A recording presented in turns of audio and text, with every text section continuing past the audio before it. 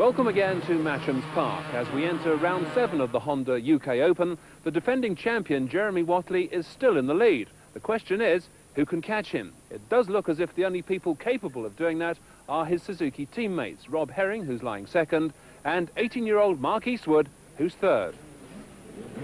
Let's get on with the action then. Round 7, Heat 1, your commentator, Barry Nutley. In the final of round 6, the #1 Honda rider, Mervyn Anstey, clearly demonstrated that he can get the drop on Jeremy Whatley as they fought tooth and nail around the first lap of that hectic final.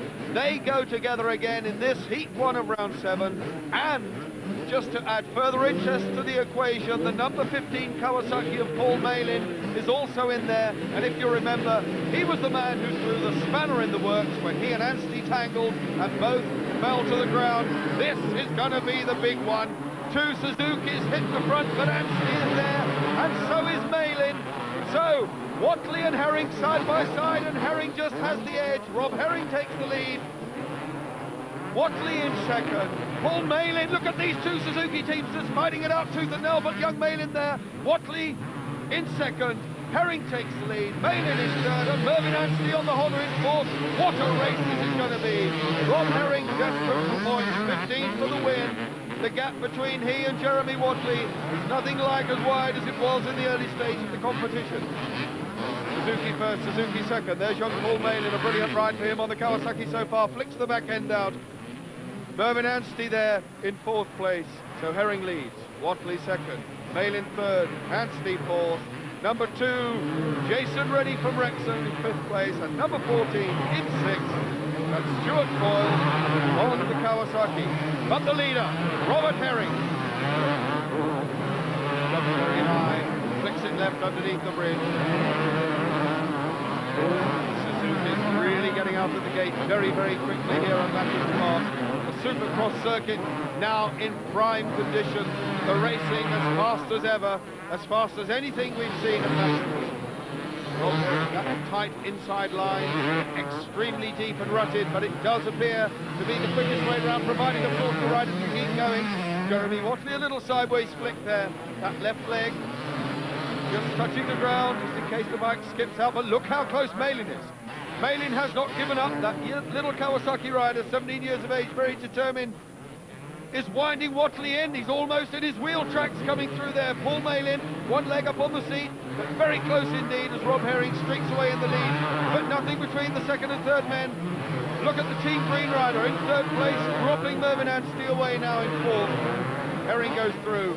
Whatley coming under pressure. This will be a feather in the youngster's cap if he can wind Jeremy Whatley in, and even more so get past him.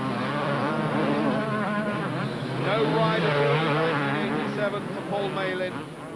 But would you believe, after a complete season out through injury, he came back and won his comeback ride. Had a successful season in 1988, and now in 1989, elevated to the adult ranks, is really pressing now for national and international offers. #4 is missing off the leaderboard. #1, so Anstey has gone. Anstey has gone. Mervyn Anstey no longer on the leaderboard. Here's the race leader, Rob Herring, #6. Jeremy Whatley still there in second.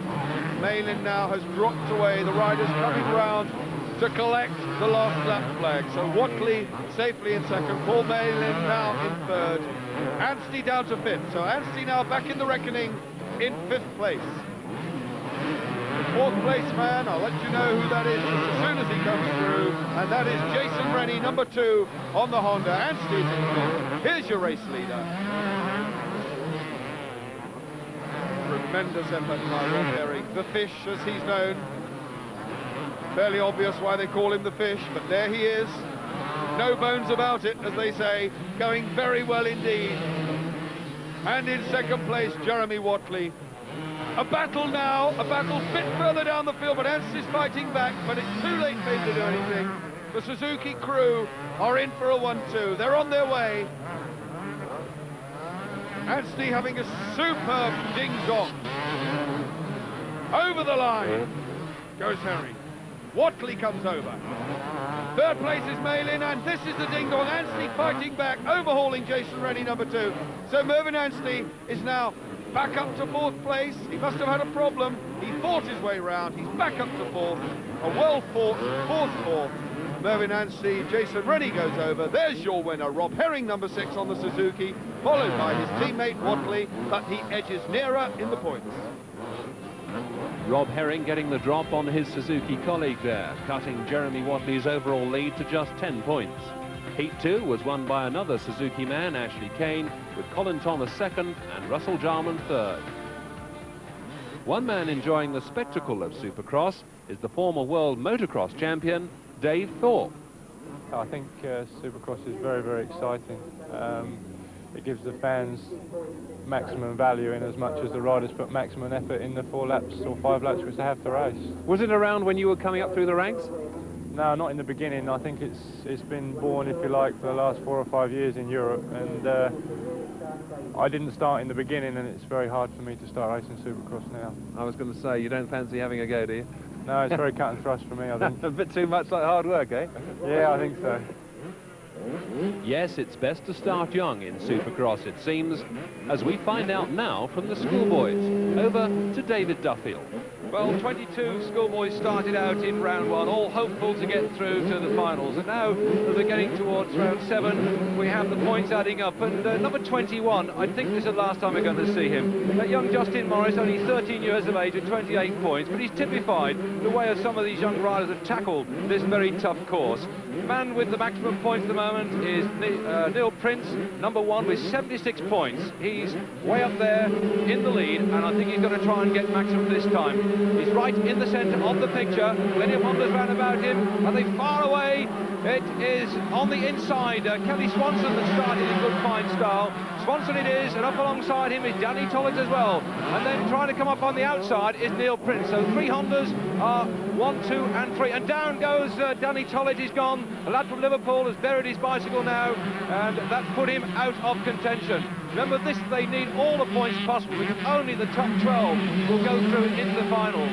And this is the first of the heats in round 7. Another one yet to come. So it is Kelly Swanson in the lead. And there's no change there moving through. It looked to me like number 17 coming through. Now there's a turn-up for the books then, as David Keith has come through. We haven't seen him at all in these programmes up in the top 4. So that is showing that some of these riders now are settling down as the track is drying out. Still in the lead, Kelly Swanson, closing up on him then. Number 17, David Keith from Borden in Hampshire. First time we've seen him in the top 3, but actually he's been passed now by Neil Prince.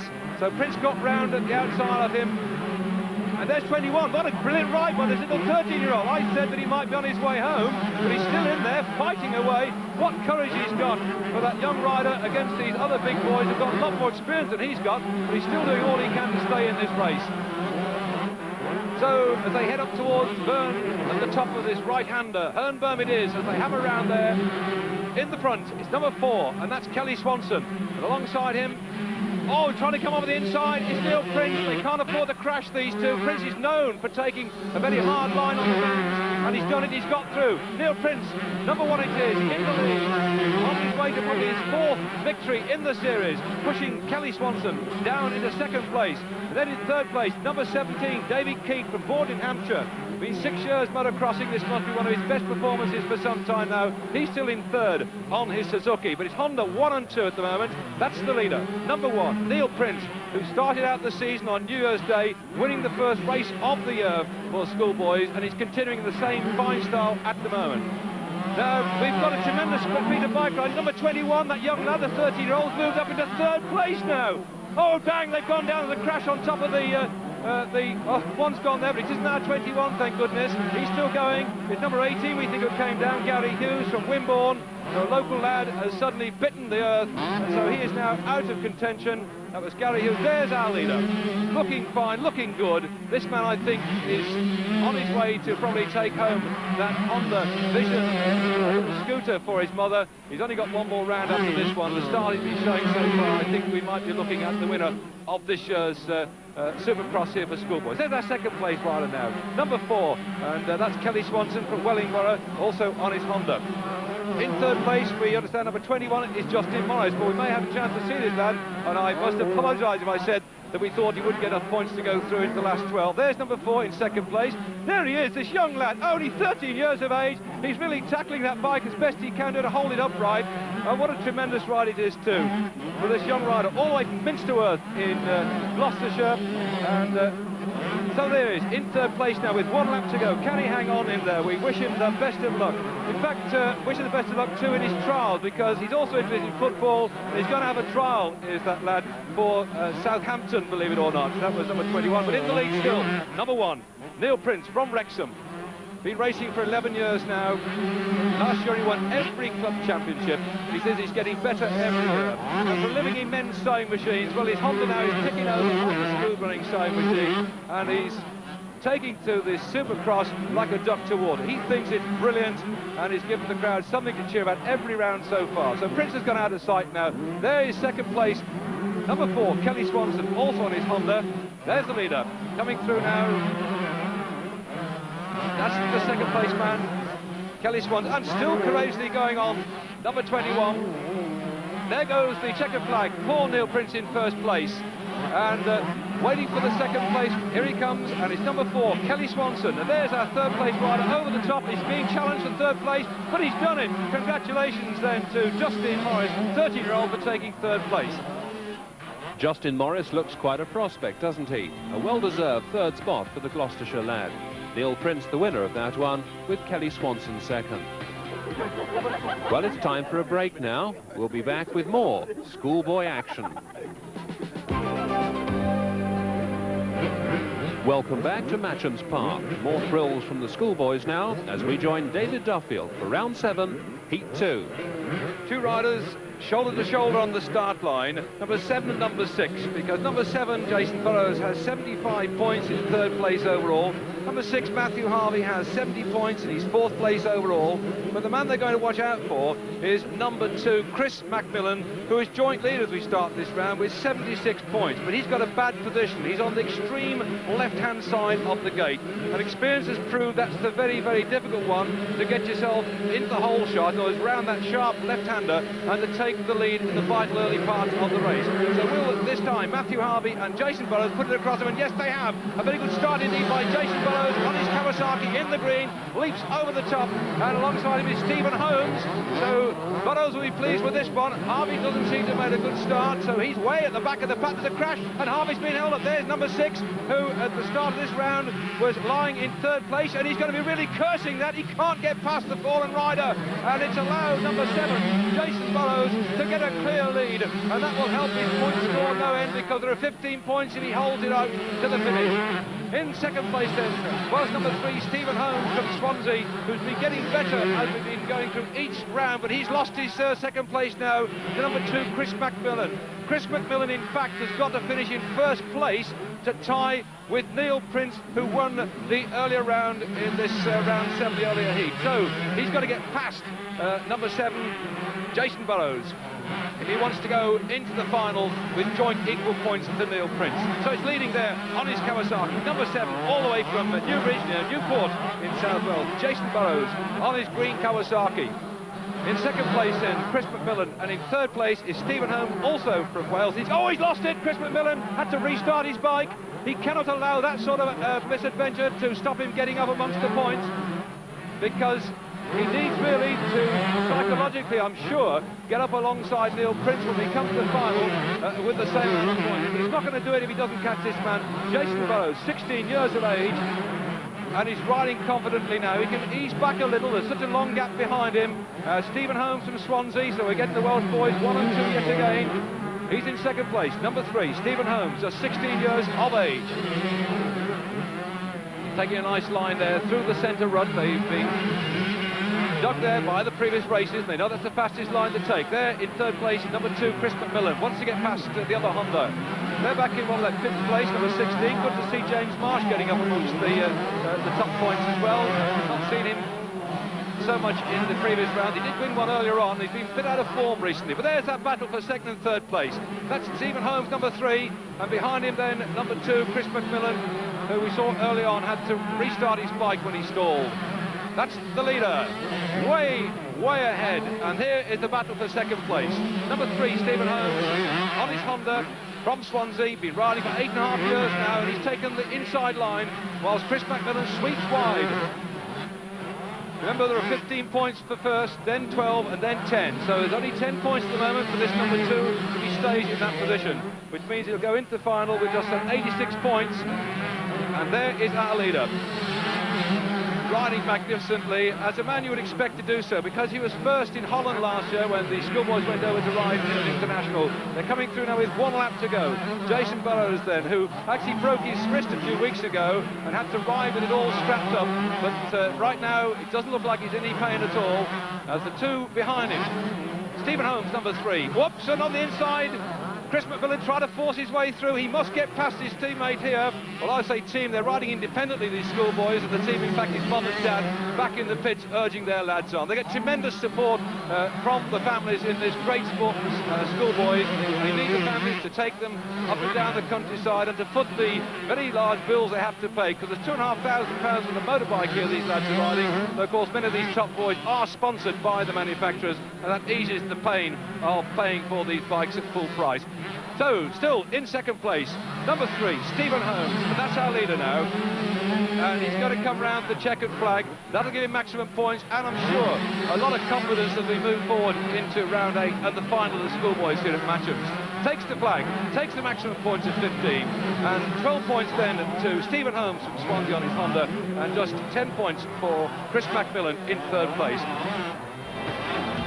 After 7 rounds, it could hardly be closer then. Neil Prince has a 1-point lead over Jason Burrows, then come Chris McMillan and Matthew Harvey. So we're all set for a cracking Schoolboy climax next week.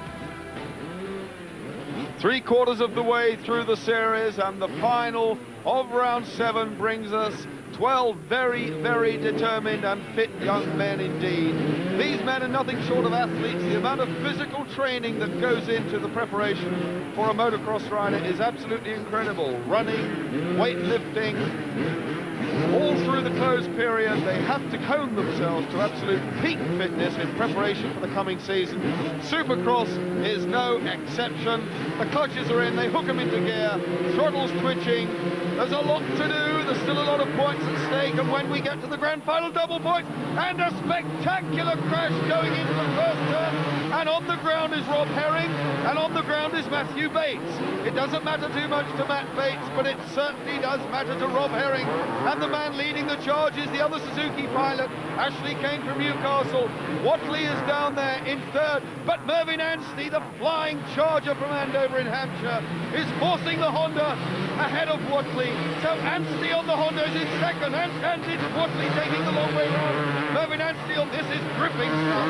Anstey could easily, with his speed, wind the Suzuki of Ashley Kane in, and he is determined to do just that. This has all the makings of being a very, very thrilling final indeed. Just look at Anstey go. Ashley Kane, number 8, the leader. Rode very well in the heat and has used that to good experience in the final. Watley knows that Anstey is no real threat to him if he just stays behind. He has the points. Will Watley ride a calculated race? In 4th place is number 7, Eastwood. In 5th place is number 24, Russ Jarman. In 6th place, number 11, Warren Edwards. And in 7th place, number 6, Rob Herring, fighting his way through the pack with a lot of work to do. But the race leader, number 8, Ashley Kane from Newcastle on the Suzuki, in brilliant form across the top of the hill. Silhouetted against the skyline under the Matchams banner, dropping into the deep rock there, and Anstey still locked in that tussle for second place, but holding off the number 5 Suzuki of Jeremy Watley very, very effectively indeed. This is a fillip for Anstey. That's just what he wanted, to boost his confidence and to lift the hopes and the morale of the Silcoline Honda team. Watley still there. Ashley Kane in the lead. Anstey going, using all the circuit, going backwards and forwards and throwing it away, and he has let Watley through. Jeremy Watley now up to second because Anstey was very ragged indeed. Ashley Kane. Watley. Anstey. Eastwood. And Herring fighting back. Rob Herring going very, very well indeed. There's Jeremy Watley in second place. Ashley Kane, his teammate, leads him. And Herring and Eastwood battling now for the red Honda of Anstey. They're hoping to relegate him even further. If they can do so, it'll be a Suzuki 1, 2, 3, 4, and Whatley has stopped. Jeremy Whatley has stopped, his chain is off, struggling frantically to get the chain freed from the sprocket. That's dashed the hopes of Jeremy Whatley to pick up 12 points. So everybody sweep past the stricken Jeremy Whatley. And there's the chain you can see jammed on the sprocket. That bike is going nowhere. The rest of the field having to go round Jeremy Whatley. They can't use the rut. Warren Edwards in fourth. And look at this pile up now. There's all sorts of people trying to get round Whatley. He's kicked and he's away. Utter chaos caused by Whatley, but he was on the racing line. There was nothing anybody else could do about it. The race leader, Ashley Kane, halfway through the race. In second place, it's Rob Herring. In third place, it's Mark Eastwood. So that is a brilliant performance by Rob Herring, up to second. He is now in with a real chance of stealing the victory from under Whatley's nose. In fourth place, number 11, Warren Edwards. And in fifth place, Mervyn Anstey, who could not sustain the pace with these almost tigerish Suzuki men. Fiercely competitive, very, very aggressive indeed. They were looking for a 1, 2, 3, 4. Whatley got stuck and destroyed his chances of that, but what a fight back for Rob Herring from last to second. Race leader Ashley Kane. Rob Herring now, got the bit between his teeth, sitting on 12 points, looking for 15. There's the third place. It's the Suzuki 1, 2, 3. Yamaha in fourth. Gripping stuff, the last lap flag is out. What a race this has turned out to be. The prospects of the grand final in the last round is something to look forward to indeed, if this is what we can expect. The level of competition, definitely no team orders here. It's every man for himself. It doesn't matter if they are all riding yellow machinery. Ashley Kane. And it's Rob Herring in second. And if Jeremy Whatley doesn't Herring spectacularly off, and I was about to say if Whatley doesn't finish, Herring could go into the lead, and he's just thrown away that possibility. Ashley Kane cannot believe his good fortune. The ace men are falling all around his ears. What a tremendously action-packed final this has turned out to be. And look at the battle now between Ashley Kane and it's Mark Eastwood. Young Mark Eastwood, number 7. They're coming round into the last turn before the hill and the left-hander. Ashley Kane has led it from the start. What a wonderful thing. Ashley Kane, number 8. In second place, number 7.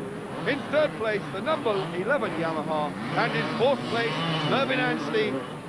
But a fantastic battle by Ashley Kane. The ace men were trying so hard they couldn't sustain it. All sorts of problems.